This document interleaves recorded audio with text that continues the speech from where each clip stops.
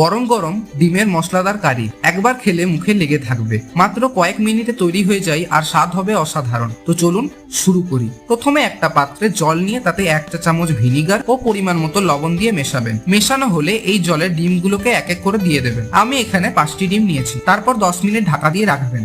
10 minute পর দেখুন ডিম সিদ্ধ হয়ে গেছে। এবার একটা পাত্রে তেল নিয়ে তাতে এলাচ, গোটা জিরে, আদা রসুন বাটা, কুচনো পেঁয়াজ ও লবণ দিয়ে যখন দেখবেন পেঁয়াজ ভালোভাবে ভাজা হয়ে গেছে, তখন এতে হলুদ গুঁড়ো, লঙ্কা গুঁড়ো ও ধনে গুঁড়ো দিয়ে মশলার কাঁচা গন্ধ আসা বন্ধ না হওয়া পর্যন্ত কুক করবেন। এবার এতে টমেটোর পেস্ট দিয়ে কুক করবেন। প্রয়োজন হলে অল্প অল্প করে জল দেবেন। কুক হলে 1.5 কাপ জল দিয়ে 8 মিনিট ঢাকা দিয়ে রাখুন। অন্যদিকে একটা পাত্রে তেল নিয়ে তাতে সেদ্ধ ডিম দিয়ে লঙ্কা গুঁড়ো ও হলুদ গুঁড়ো দিয়ে ভাজবেন।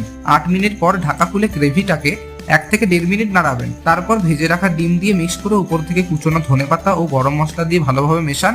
ব্যাস তৈরি হয়ে যাবে ডিমের